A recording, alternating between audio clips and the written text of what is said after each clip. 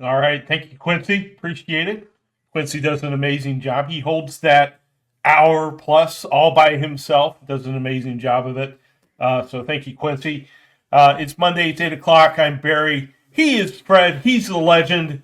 We're here to talk Browns after they got their butts whipped by the New Orleans Saints of all teams. How's it going, Fred? I'm doing fine. I'm used to this kind of stuff. A season going nowhere. Yeah, And they're done yeah. that many times. It's just We, more discouraging this year because you expected much more out of this team. Got some yeah, hope last year, thought you could build on it. We've learned though with the Browns, almost every time they have a good year, the next year is a drop off year. And unfortunately, not the consistent, sustained success they're always talking about. Yeah, it is our fate as Browns followers and fans to get our hopes up and then be immediately crushed by the hammer of fate. And that appears to be the case in 2024 as well. And we are here for you to get through it the best that we Browns can. therapy. Yep, Got a therapy exactly. session here. I'm the doctor of it. We are here for you, Browns fans. And as always, the usual disclaimer this show is built around your comments and your questions. We are here to talk about whatever it is that you want to talk about, be that the Cleveland Browns or how you get through all this mess or depression cures or whatever it happens to be. We will talk about it. Please, if you are watching on YouTube, subscribe and like this channel. We recently passed 5,000 subscribers to our YouTube channel in near record time, I'm sure. Let's keep that rolling. We are very happy at the acceptance of our YouTube channel. Of course, Twitch has always been absolutely great for us as well. We love our Twitch audience as well. So please feel free to subscribe and like. And follow us on Threads, Blue Sky, and Instagram as well, where we've also taken up a presence there. So let's go straight to the questions. Jennifer Vigorito sent a question in, probably intended for Quincy, but we'll pick it up since Quincy didn't get to it. She says, we have never gotten drafting a QB right since 1999. Why should we buy into them getting it right this time? That is spoken like a Browns fan right there, Fred. This is not a particularly great quarterback class. Would you, if you're Andrew Berry, be looking at quarterbacks at all levels of the draft, this go around? Or would you be focusing on the one or two right at the top? When I hear the word a quarterback class, you're only looking for one quarterback. You can't, even if there's five sure shots, you can only get one anyway. Browns just never have, they've had a position where they controlled it, 2 years in a row, 17 and 18. They had the first overall pick. That's like the only place you can control and take whoever you want. They took Myles Garrett. You can't fault them for that. But you actually could have taken Patrick Mahomes if you wanted to that year. The next year, we all know they took Baker Mayfield. Josh Allen was there, and Lamar Jackson was there, and they took Baker Mayfield. So, to Jennifer's question, there's no guarantee they would make the right decision. That's why there's been 39 names on the shirt, Browns quarterback since 99, and that's where I didn't fault them going all in to try to get Deshaun Watson. They thought they were getting a superstar quarterback. He was coming off a 4,800-yard passing season in 2020 where he led the NFL in passing. And you think, okay, he's 26 years old, and you're getting him in the prime. They thought they had him for 10 years. You're quite, so you had no idea he was going to be washed up by the time he got here, whether it's mentally, physically, nobody seems to know. But no, I mean, that's a great question. So that's where I like getting a proven commodity. If you don't have a pick that's going to guarantee you that you get the best quarterback in the draft, or somebody, maybe there's two or three that are equal. But in talking to Daniel Jeremiah of NFL Network a couple weeks ago, he didn't feel like there was any clear cut guy. Like you could get a group of people say this one's the best, or this one's the best, or this one's the best. And you want a consensus, and you probably have to be picking, top 1, 2, or 3 to have a chance to get somebody like that. And so that's why it's so hard to get those guys. And then if you get the chance, you got to make the right pick. Sometimes there's years when there's only one obvious choice, Joe Burrow, and the Bengals lucked into having the best, the one pick. The one year the Colts had the one pick, Andrew Luck, the Peyton, guys like that, they're just, there is luck involved in it. And I'm not so sure, they're going to be in a position, and if they are in a position, there might not be that clear cut choice there. So if you can look, and I'm not saying you do a Deshaun Watson thing, but if you can find somebody that's available, Kirk Cousins, if you think he's better than Jameis Winston, or, get it, he's 36, 37 years old, but the way this season is going, it doesn't look like you're on the precipice of being a Super Bowl contender. So, I mean, we're way too early into the Browns if the Browns really want to commit to a quarterback in the draft, they really need to lose most of the rest of their games. If they win, the most Brownsiest thing would be to win just enough games, to be down in the 10th to 15th spot, where even if teams ahead of them don't need quarterbacks, the ones that do will trade up to get one.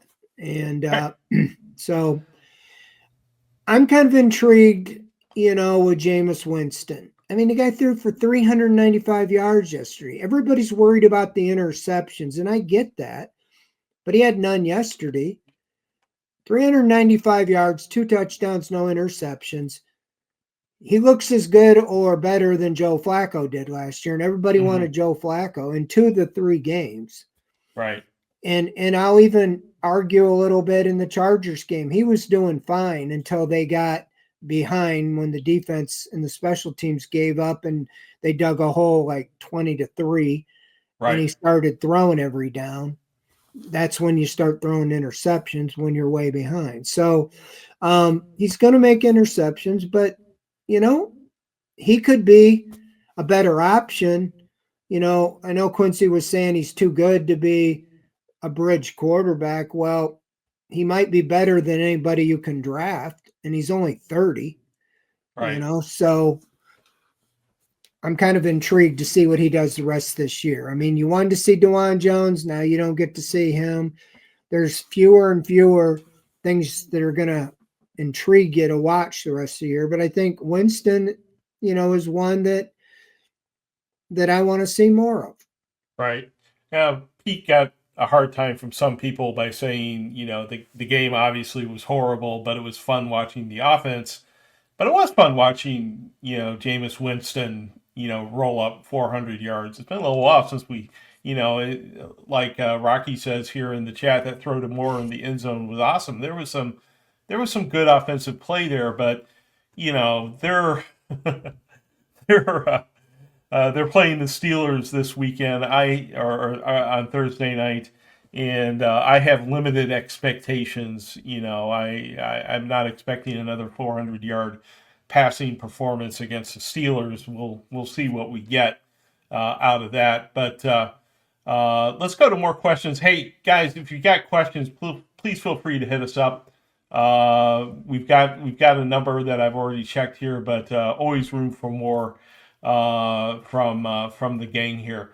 A couple of reactions to my early comments about the hand of fate and so forth. World's fastest fat man, who's already got a couple things I've checked here that I want to follow up on, but he says, no, sorry, poor performance and failure are systemic issues and not fate.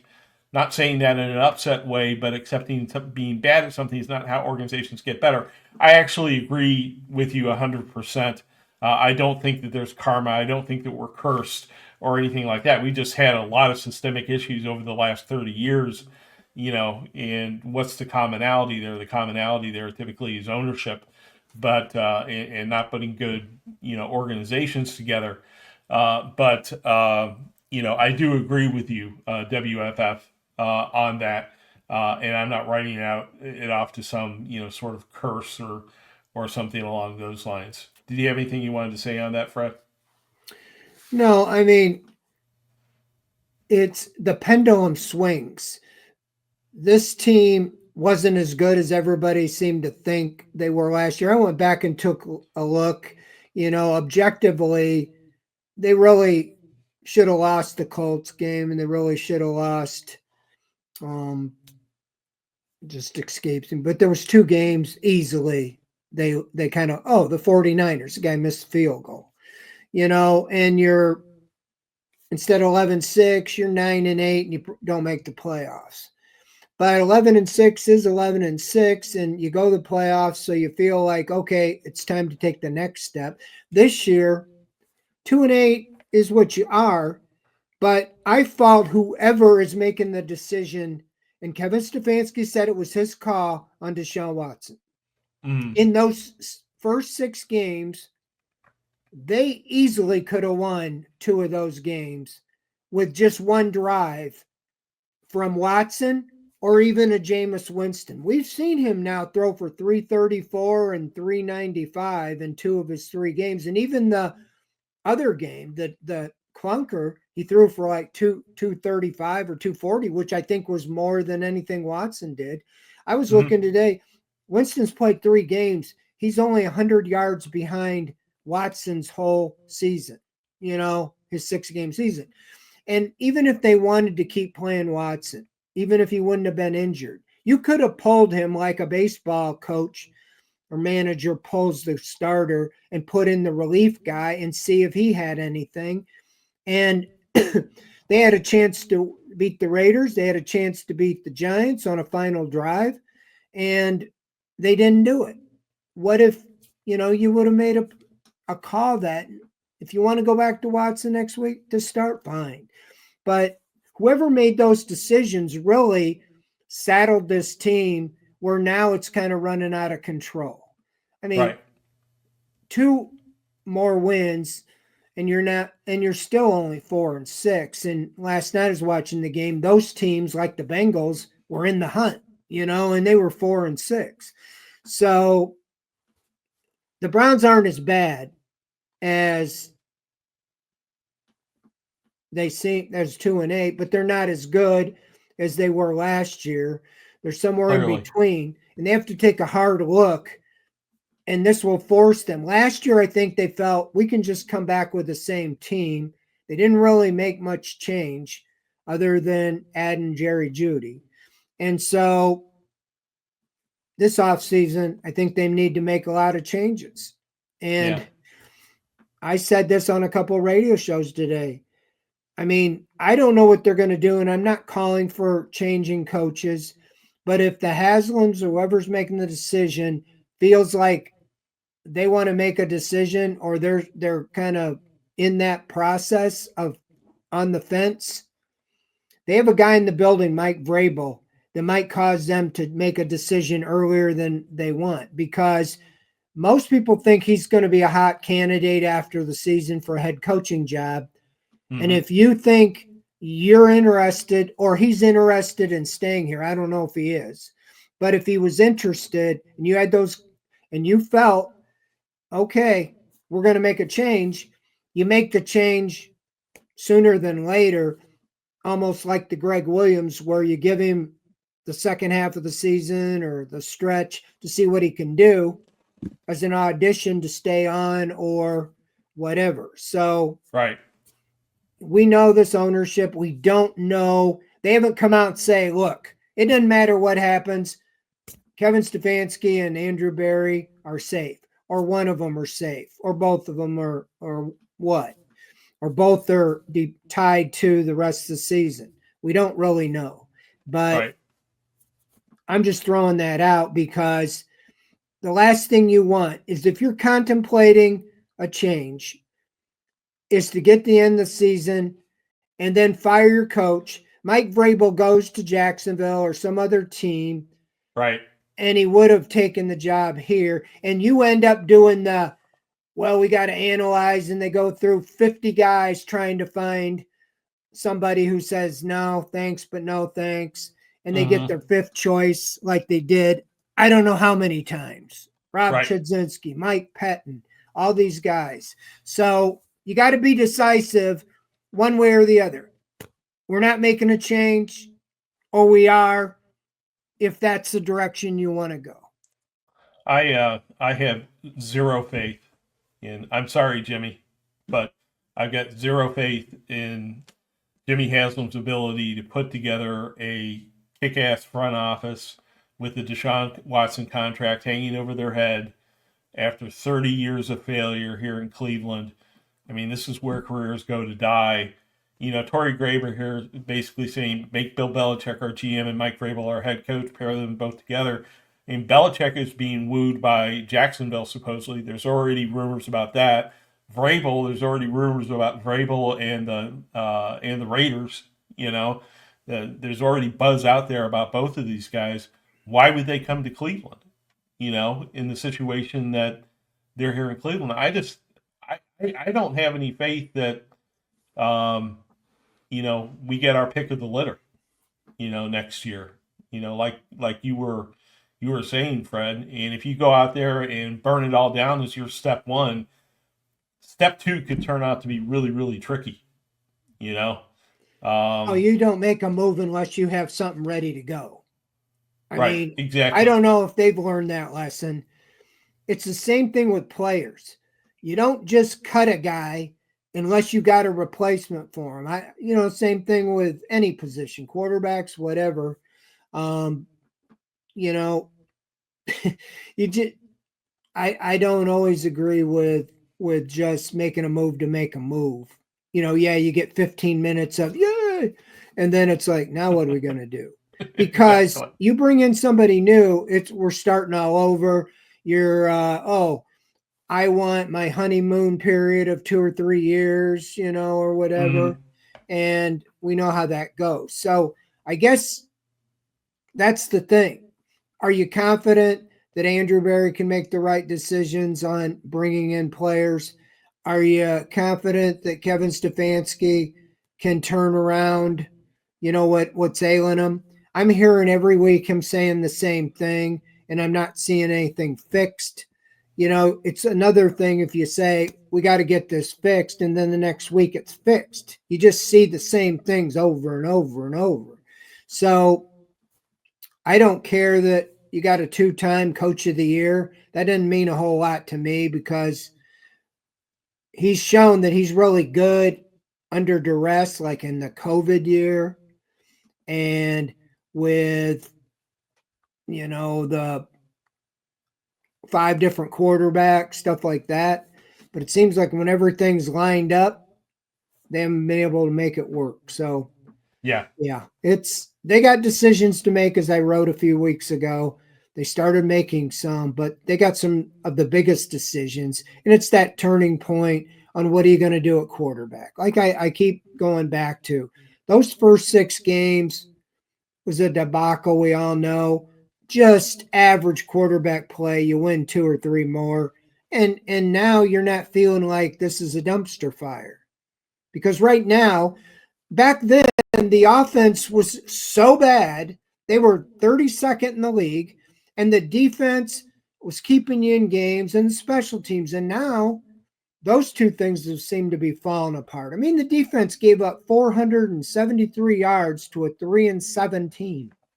Right. And the special teams now has given up 2 long punt returns. One should have been a touchdown, but for the Browns punter. and the other one was 100-yard, which basically from the Bengals, that was the game, and it was the opening kickoff. It seems to me like, against the Chargers and now against the Saints, the Browns have been fundamentally unprepared or unable to adjust when something goes awry for them. Against the Chargers, Winston expected to have, the first or second guy available because they expected weakness in the Chargers defensive backfield, because they had a young defensive backfield. And the backfield played a little bit better than they expected. And Winston didn't have his first or second options available as much as he wanted. And things collapsed offensively. And then last week, they prepared for Kamara, and they did a good job against Kamara, but they seemed totally unprepared for Taysom Hill, right? And he ran all over them, and they didn't seem to be able to adjust to that. And it just seems to me like they're just not adjusting on the fly. Granted, I'm not an X's and O's guy, Fred, but it just seems to me like they're not making adjustments mid-game on offense or defense. Well, I agree with that. They made Taysom Hill look like Jim Thorpe. I mean, running, passing, returning kicks. I mean, if you count his kick returns, he had 200 yards all purpose. He rushing, and that's what the focal point was. Kamara, he was about 60% of their offense going in, but it didn't look like the Browns defense, the tacklers really wanted anything to do with him.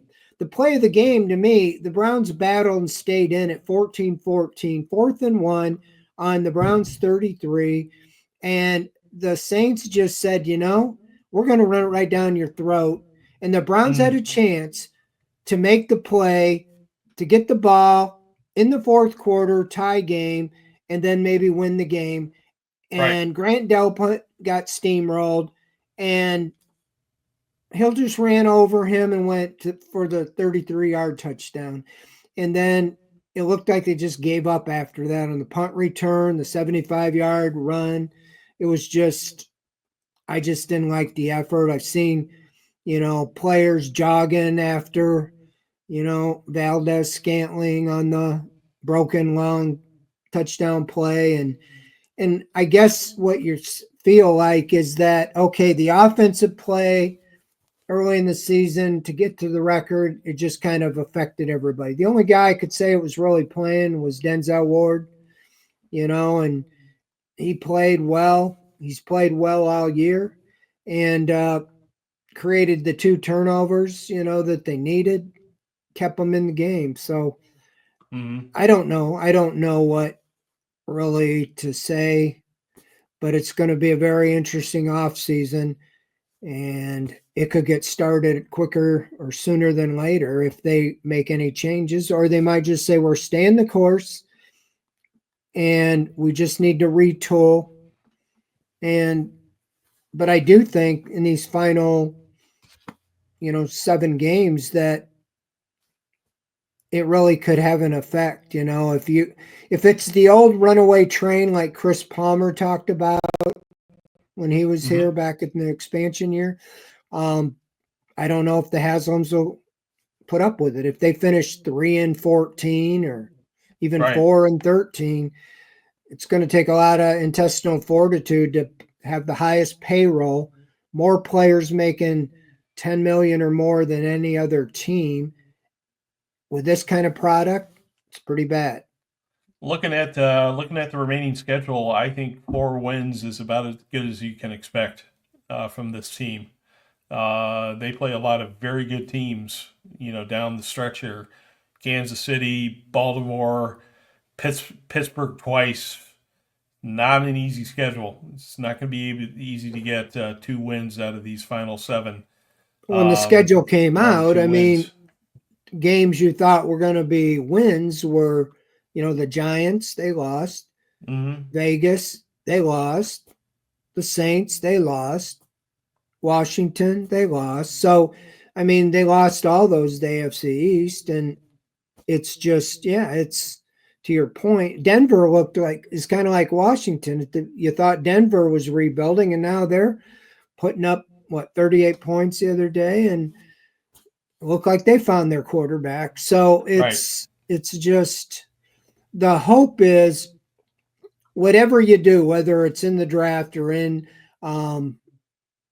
free agency trade, whatever, or on your current roster, that you settle the quarterback position, because you've seen what happens when you insert.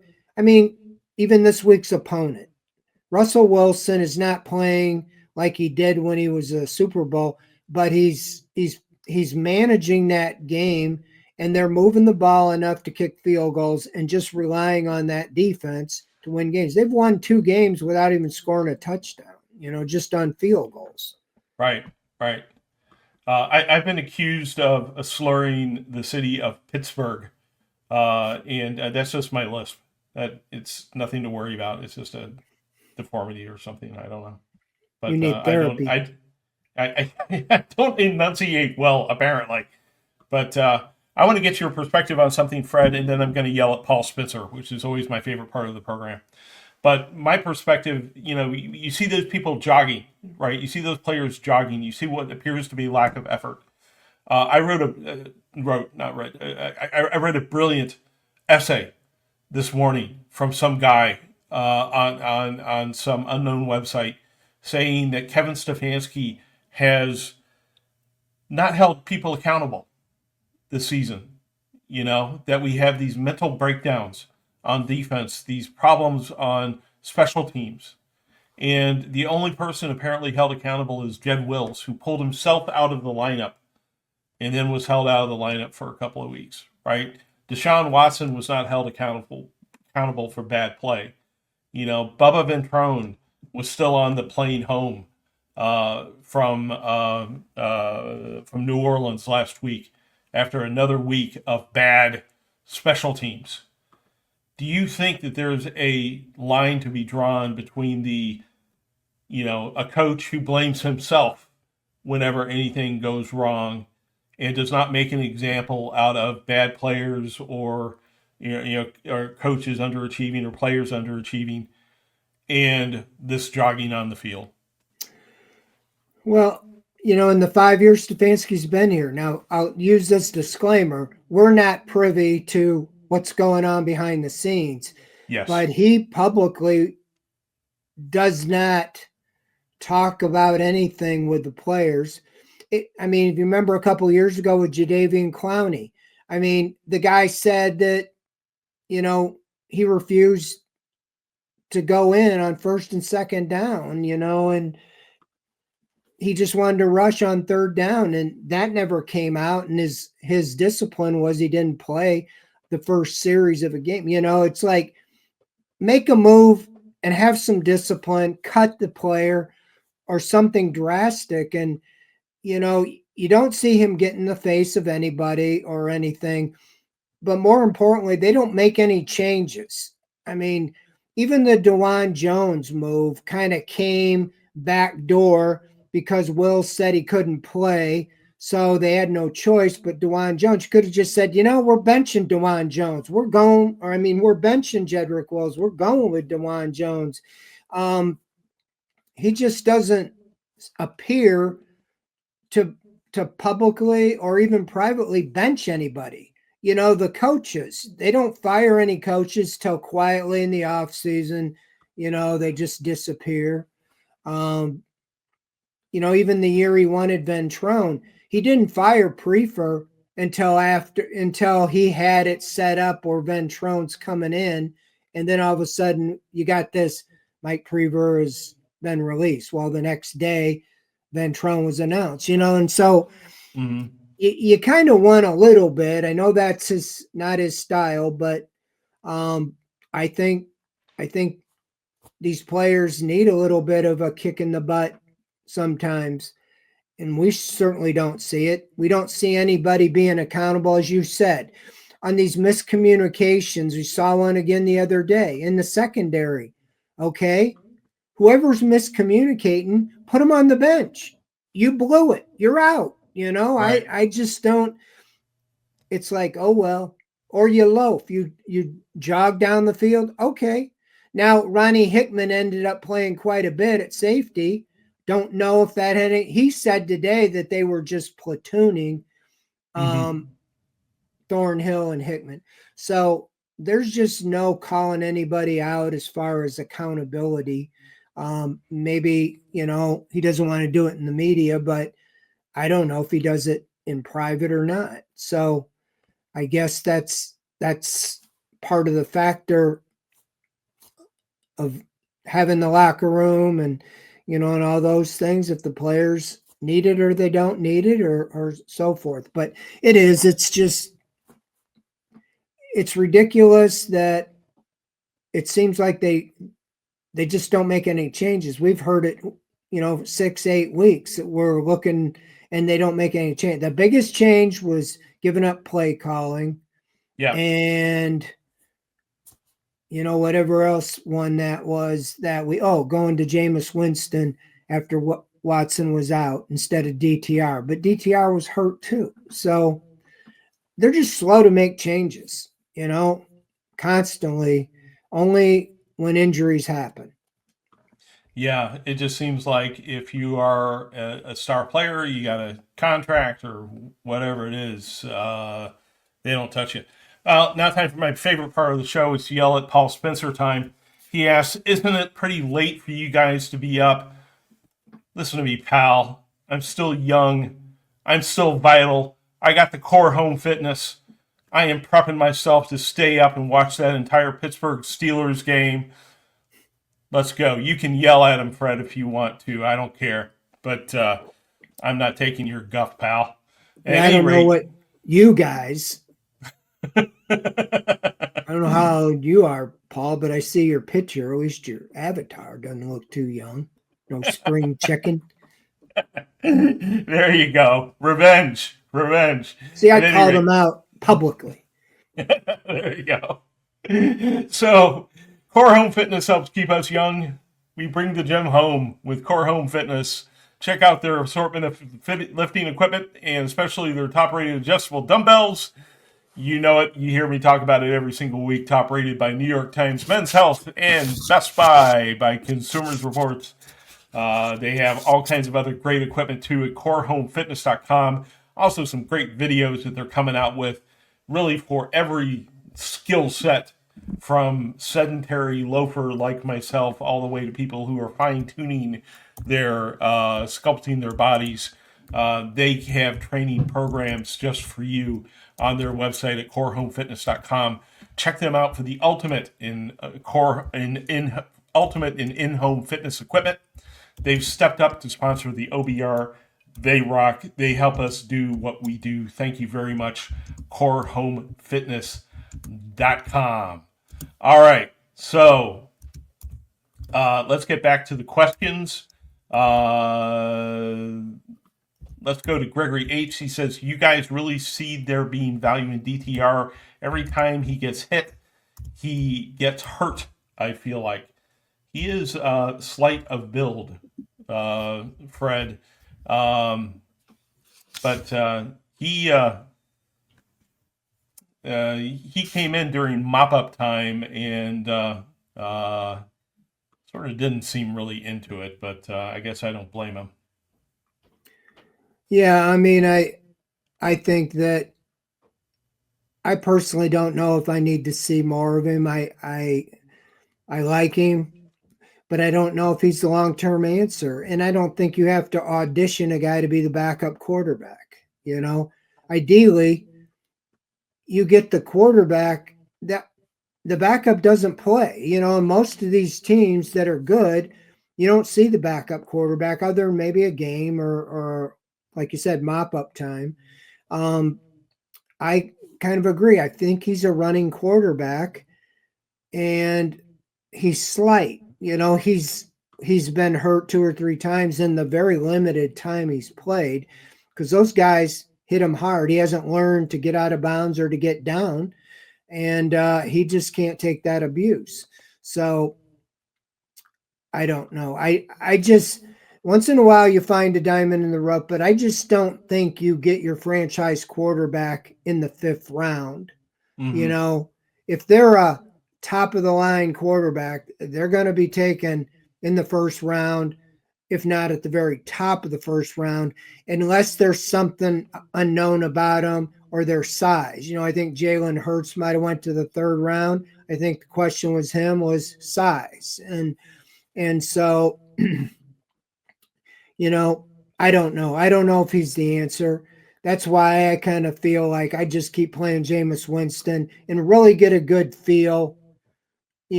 where he's at. And if you can feel like you can pivot and win with him next year. Yeah. I don't know if anybody else thinks, but if he'd have played the first 6 games, I still think they'd have won a couple more games. I mean, Yeah.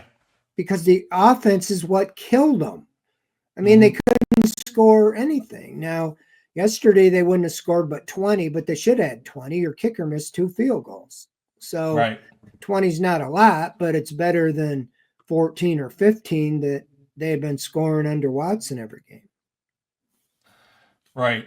And Sancho points out here that Jalen Hurts was a somewhere in round 2. Russell Wilson was around 3. You can still, obviously Tom Brady's the example of the, Brock Purdy examples of guys being picked later in the draft, but you get lucky. The odds are not high that you're going to get a guy at that level. But when you do, obviously, it's to some acclaim. Question from Gary Crane. He says, Fred, if they lose badly to Pittsburgh, do you think the front office makes a change now? I guess it depends on what the change is, whether you're talking about changing out Stefanski or whether you're talking about making changes to some of the assistant coaches. How severe that change is. So if you want to clarify that in the comments, let us know. But if you're talking about a change to Stefanski, I think that would have to be really severe. I mean, they would really have to be embarrassed on national television for Haslam to pull that particular trigger, I would think, Fred. Yeah, I don't necessarily think it'll be this week. I mean, I think they play Pittsburgh at home, at Denver, then at Pittsburgh. I've been to Pittsburgh many, many a time. It's usually to end the season, and usually the announcement is they fired the coach after losing in Pittsburgh. Right. Not saying that would be, but if they lose all 3 of them, I think that could be on the table if you're 2-11. But I think anything. I don't think the mindset is to make a change. They really wouldn't have given both those guys long-term extensions, Barry and Stefanski, because that's what the marriage they were wanting to work. And these guys haven't lost everything that they did in the previous years. But again, the NFL, that's how it is.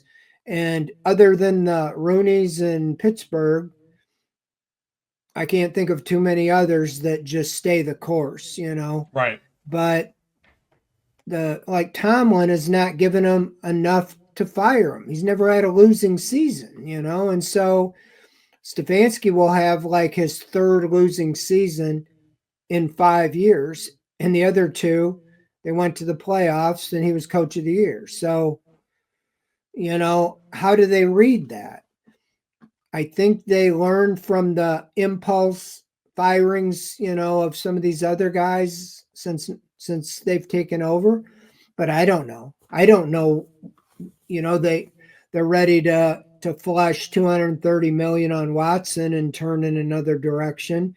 So even though they just gave extensions to Barry and Stefanski, I don't think it's out of the question that they would fire one or both of them. But again, it's who's going to take over.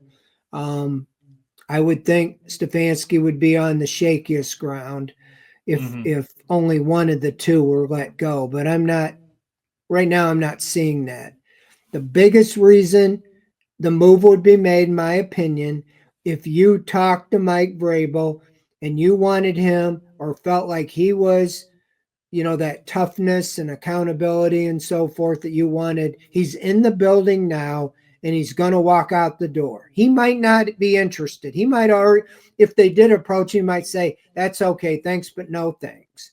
Right. Or it might be a bird in the hands worth 2 in the bush. He might say, well, I trust the ownership here, and there's no guarantee I'll get another job people talk about it, but he didn't get one last year after getting fired from the Titans. There's only 32 of them. So that was why, to me, the only hurry up in it.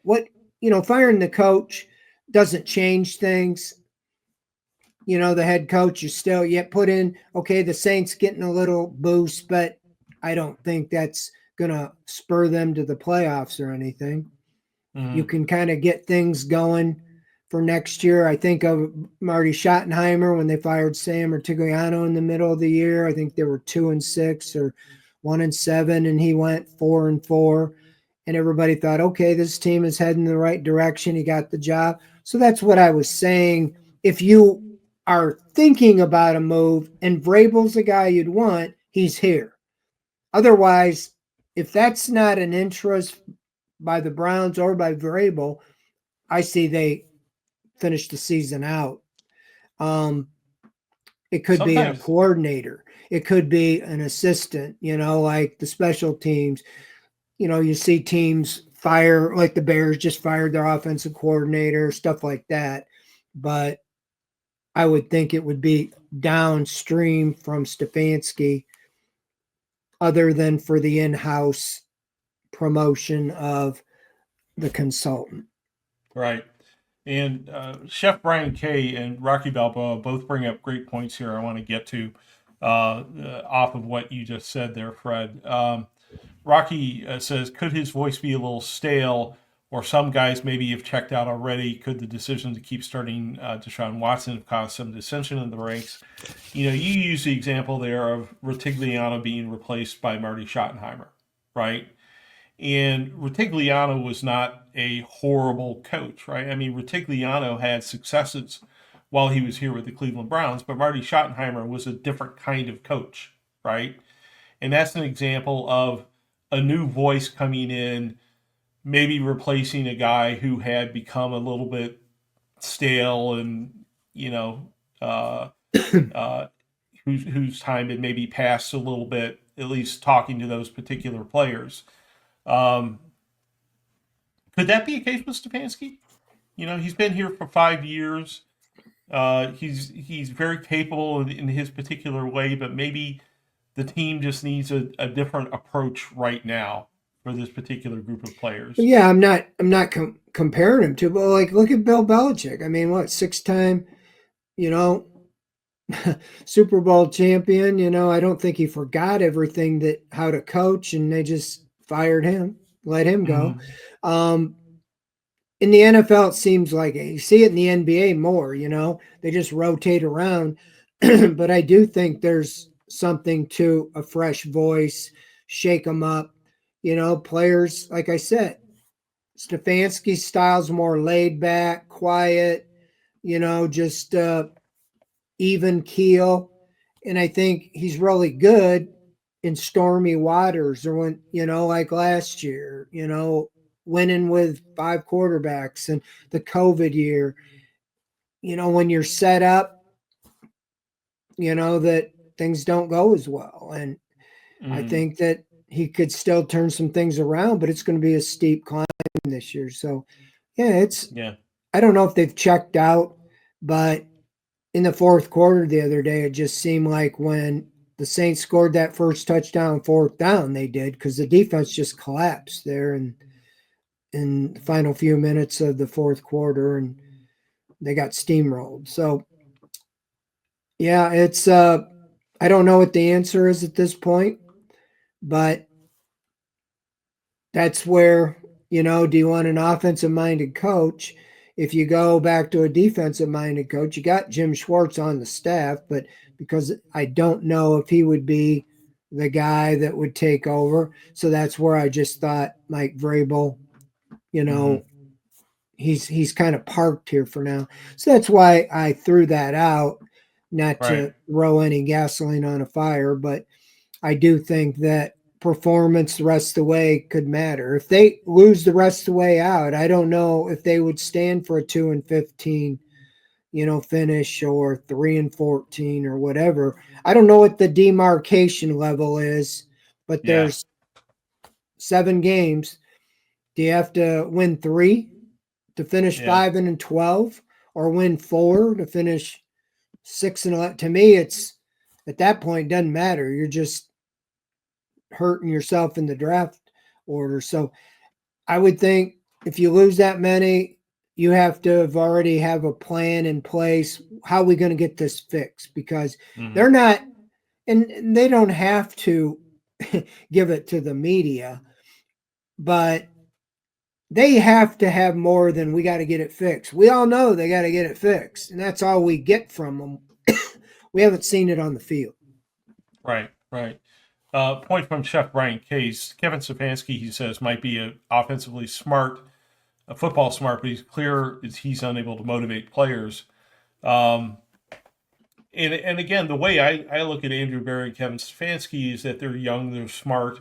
They obviously work very hard. I'm looking at them as individuals with high potential who continue to have high potential, but who learn from mistakes. At least that's my perception of them, and therefore I continue to support them. But at the same time, these remaining 7 games are really, they're either an opportunity for Stefanski to learn some invaluable lessons, or they're an opportunity for some of his flaws to be exposed. That's sort of how I see it. And Haslam's decision at the end of the day will be made to a certain degree. Well, I don't know how Haslam makes decisions. Let's throw something out there completely, out of the box. Mm-hmm. He likes Andrew Berry. They like Kevin Stefanski, just gave him a contract. Would Kevin Stefanski accept the role to be the offensive coordinator and Mike Vrabel the head coach? Yeah. You still have him under contract. You go back to calling the plays. I don't know if that was his decision or not. Mm-hmm. He's been agreeable to a lot of things that I don't think he wanted to fire Alex Van Pelt. A lot of the different moves. So, he is somebody that seems to have been agreeable to most moves that have been made. Right. I don't know. You'd have that tough-minded head coach, but you'd still had the offensive coordinator. I think that's ideally Stefanski's best role and play caller. I don't know. That's just something I was thinking of here as we're talking, but I don't know what decision they're going to make, but it's going to impact things all the way around. So, yeah that'd be a blow to the ego, though. I mean, that'd be hard to accept. Yeah, I don't know if anybody's ever done that. He 2-time coach of the year probably would get one of the jobs out there, but it is a big decision, and it kind of comes down to, like I said before, do you like, you're going to be drafting in the first round high. Can you look at the track record and feel comfortable that Andrew Berry and his group's going to get it right? Mm-hmm. And if they get the right guys in, the coaching will put them in the right place. I've always felt like Deshaun Watson and Kevin Stefanski weren't a fit, and it's kind of obvious no matter what they did. So I don't know what kind of quarterback, you're going to bring in if you're going to keep Kevin Stefanski, as your head coach and offensive mind. So these are things that are going to determine, long-term what happens here. But we do know the hope here in the NFL is things turn around quickly if you get the right quarterback is usually the key. You can look at Washington this year. I don't know what their record was last year, but they get a new quarterback and they'll probably make the playoffs. Same thing with Houston, courtesy of the Browns. They get the right quarterback, they make the playoffs in his rookie year. And that team was really bad before, and there's other teams as well, So that's the hope, and that's why I put all effort in to identify once again. And that's why I want to see if Jameis Winston, he might not be, the dream guy, but he might be staring right in the face. I thought of that when he first came. He's only 1 year older than Watson. Right. He was the former number 1 pick in the draft. Well, it sort of harkens back to a question that World's Fastest Fat Man had early in the program. He says if Watson was so obviously flawed that he demanded simple systems, why did the team decide to go with Dorsey in a more complex, difficult system? It was obviously not a fit. In retrospect, that's an interesting argument. I I thought don't that think, Dorsey was I don't supposed to be think more that, of a read and react guy, right? yeah, I think I'm not calling it street ball, but it seemed like, when he was really successful in Houston, it was, just roll around out there and somebody would get open because he could keep the play alive, scrambling around. And defensive back was found, they had Will Fuller, one of the fastest guys in the league, and DeAndre Hopkins and those DBs, and he just fling it downfield. There can be a lot of things that he's lost a step, and now these guys run him down, or after the shoulder injury, couldn't throw as deep as he could before. I don't know all the variables, but clearly he wasn't making decisions quick enough. He was getting sacked way more than guys like Winston or Joe Flacco with the same Mm, offensive line. I think part of it was they had a pocket and they knew where he was. Winston or Watson would run around and sometimes run right into or a edge rusher could run him down. right, right. Yeah, a lot harder to block for a guy if you don't know where he's going to be from 1 minute to the next. Good Yep. point, Fred. Let's see here.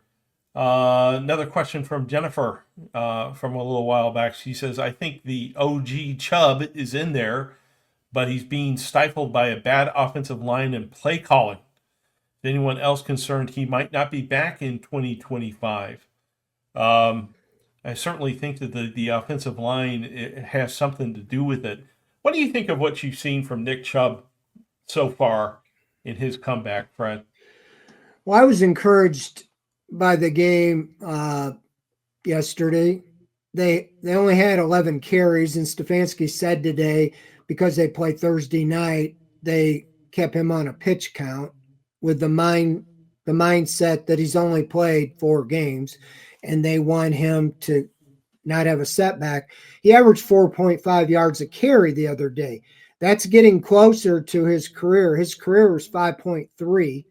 And going into that game, he was 2.7 yards a carry in the first 3 games. He had back to back 6 yard runs. He had a 14-yard run. He looked better and better. I know that the Saints don't have a great rush defense, but he had 50 of the 66 rushing yards. So most of the time in that type of injury, it's the next year back that the player is healthier.